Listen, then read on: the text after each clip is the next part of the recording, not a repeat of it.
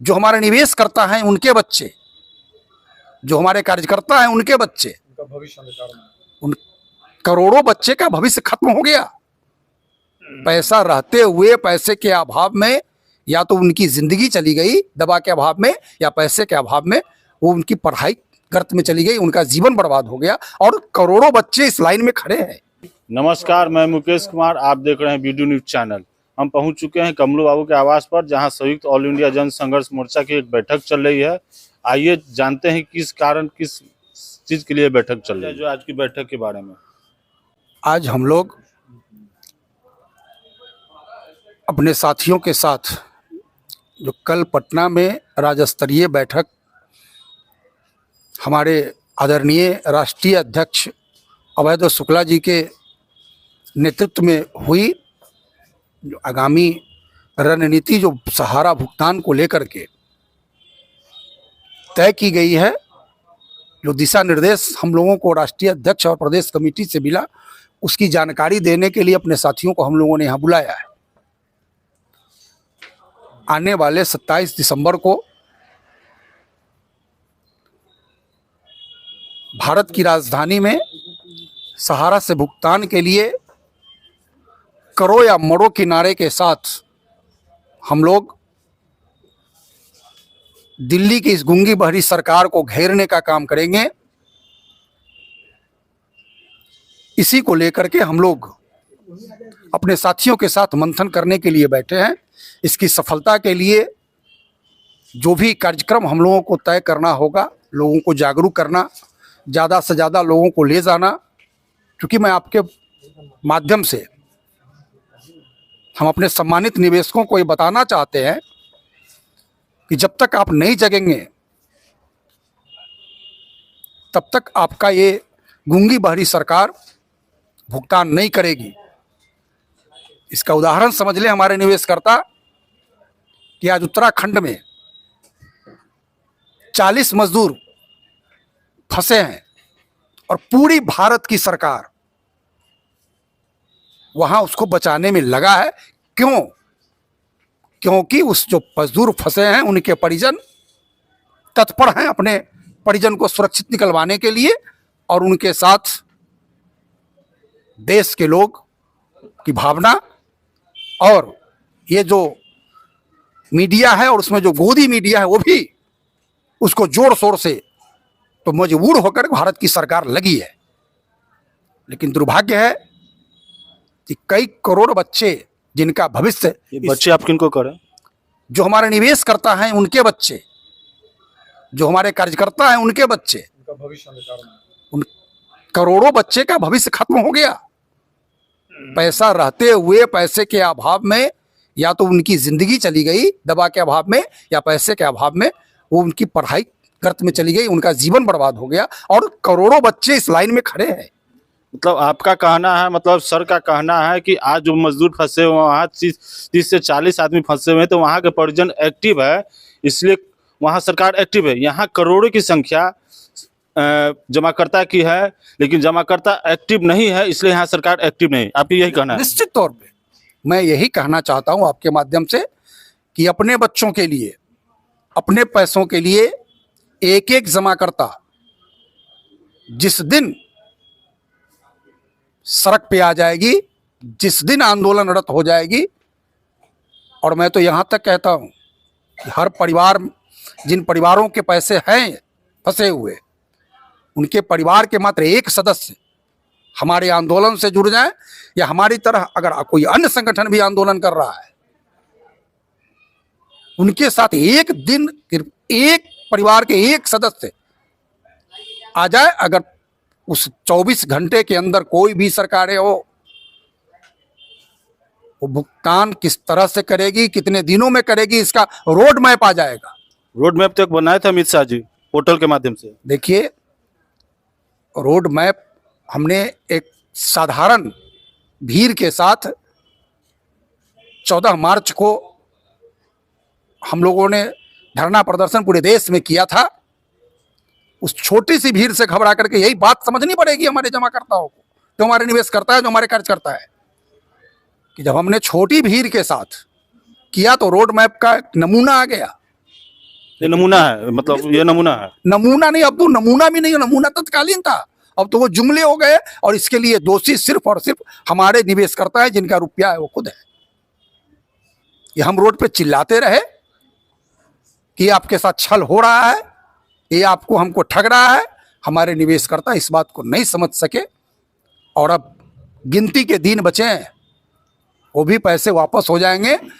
और लगभग हमारे सब निवेशकर्ता इस बात को गोदी मीडिया के माध्यम से पढ़ चुके होंगे कि किस तरह से कुचक रही है भारत की सरकार, रच रही है उस पैसे को हड़पने के लिए।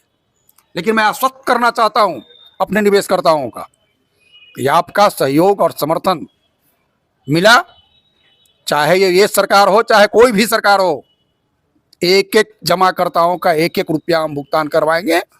लेकिन इसमें आपका सहयोग अपेक्षित है, बिना आपके सहयोग से हम भी कुछ नहीं कर पाएंगे। हम अपनी जान भी दे दे तो अगर आपका भुगतान हो जाए तो उसके लिए भी हम और हमारा संगठन का लोग तैयार है। लेकिन हमारे संगठन के लोगों के जान देने से आपका भुगतान नहीं होने वाला है, इसलिए आपको हमारे साथ कदम से कदम मिला करके चलना पड़ेगा।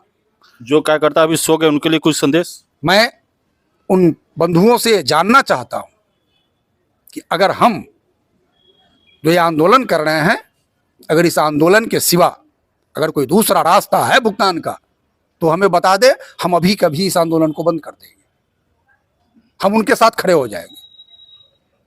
अगर नहीं है तो हम आपके माध्यम से उनसे करबद्ध निवेदन करते हैं कि बहुत हो चुका, अब तक जिसका खून न खौला खून नहीं वो पानी है।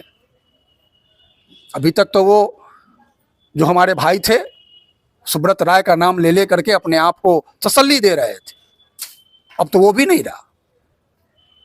और सहारा का जो सबसे बड़ा जल्लाद है, जो सबसे बड़ा अपराधी है, सुब्रत राय से 1000 गुना ज्यादा बड़ा अपराधी ओपी श्रीवास्तव। चेयरमैन तो अभी वही बनने की, वही बात मैं कह रहा हूं, आज उसने उस पर कब्जा कर लिया है, तो या तो फिर भूल जाना होगा।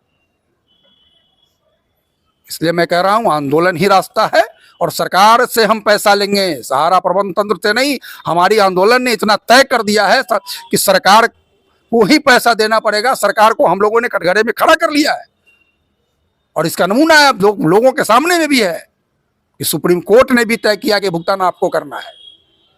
इसलिए अब अगर नहीं जागे तो कभी नहीं। इसलिए मैं आपके माध्यम से तमाम कार्यकर्ताओं निवेशकर्ताओं से आग्रहपूर्वक विनती करना चाहते हैं कि 27 दिसंबर 2023 को हम लोग आह्वान करते हैं तमाम जमाकर्ता और कार्यकर्ताओं को कि आप बड़ी से बड़ी संख्या में दिल्ली को घेरने का जो हम लोगों का कार्यक्रम है उसमें भाग ले। आप स्वयं अपने परिवार से चलें, आपके परिवार के सदस्य जो दिल्ली और उसके इर्द गिर्द रहते हैं उनसे भी आग्रह करें कि वो लोग भी इस पुनीत कार्य में आपका सहयोग करें और ये जो गूंगी बहरी सरकार है उसको जगाने का काम करें। अगर अब चूक गए तो जनवरी के बाद आचार संहिता लग जाएगी और उसके बाद जो भी आने वाली सरकारें होंगी वो फिर 5 साल के लिए राजा होगा। आप कंगाल होंगे, इस बात को हमारे निवेशकर्ता और कार्यकर्ता समझे।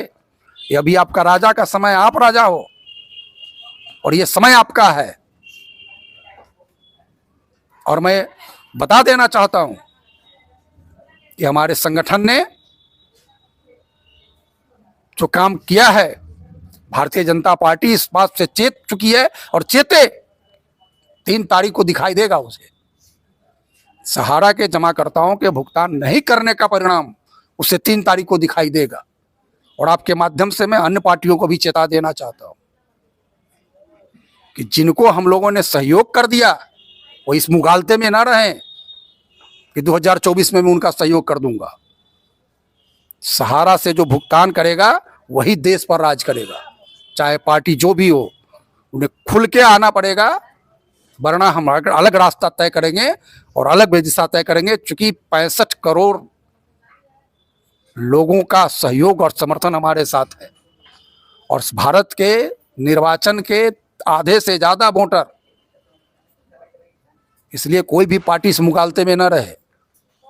सहारा से जो भुगतान करेगा वही देश पर राज करेगा। इन्हीं शब्दों के साथ मैं पुनः अपने निवेशकर्ताओं और कार्यकर्ता बंधुओं से आग्रहपूर्वक विनती करना चाहते हैं कि वो आगामी 27 दिसंबर को अपने और अपने सगे संबंधियों के साथ अपने भुगतान के लिए, अपने बच्चों के भविष्य के लिए दिल्ली चले और अपने भुगतान को सुनिश्चित कराएं।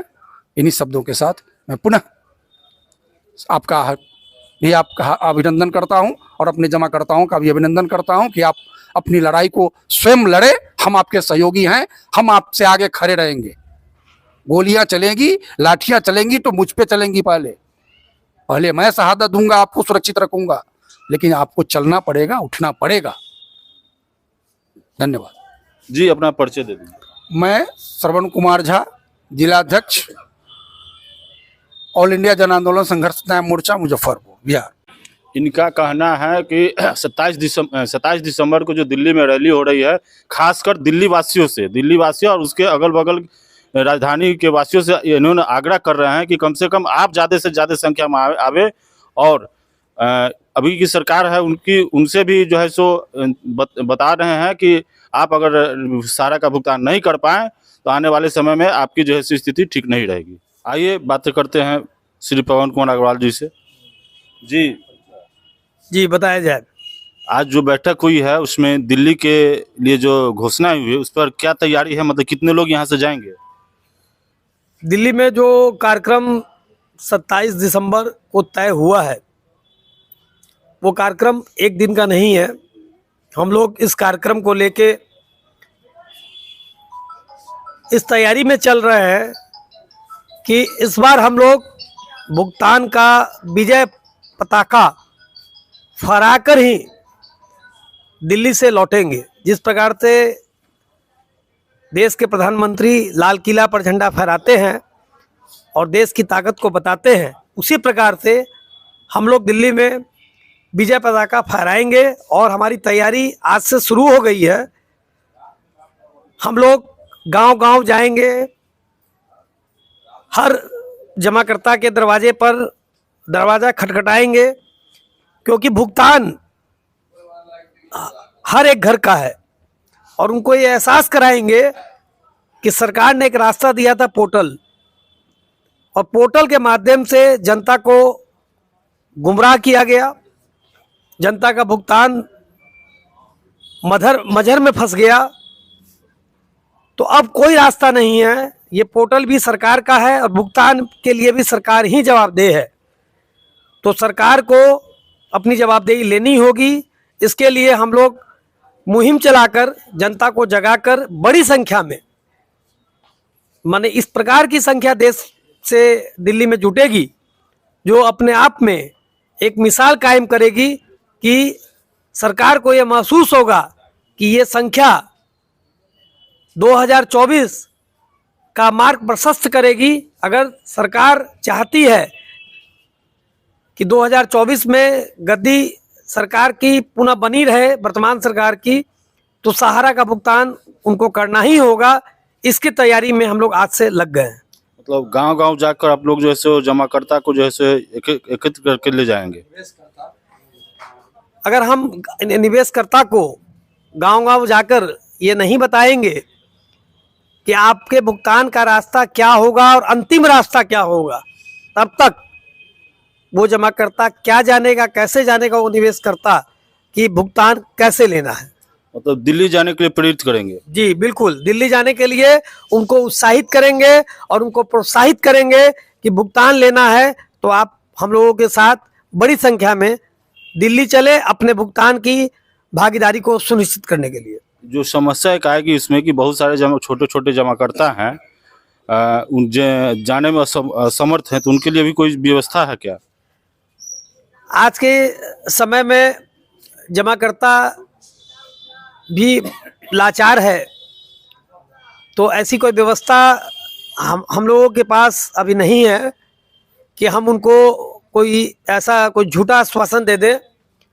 हम ये जरूर आश्वस्त करेंगे कि बार बार घुट के अपने भुगतान के लिए मरने से अच्छा है कि एक बार कमर कस के वो जीने का रास्ता प्रशस्त करे, भुगतान पाने का रास्ता प्रशस्त करे। धन्यवाद। सुना आपने अभी इन लोग का एक बैठक जो हुआ, बैठक के तहत ये लोग गांव-गांव जाकर सभी जमाकर्ता निवेशकर्ता को जो है सो दिल्ली जाने के लिए प्रोत्साहित करेंगे।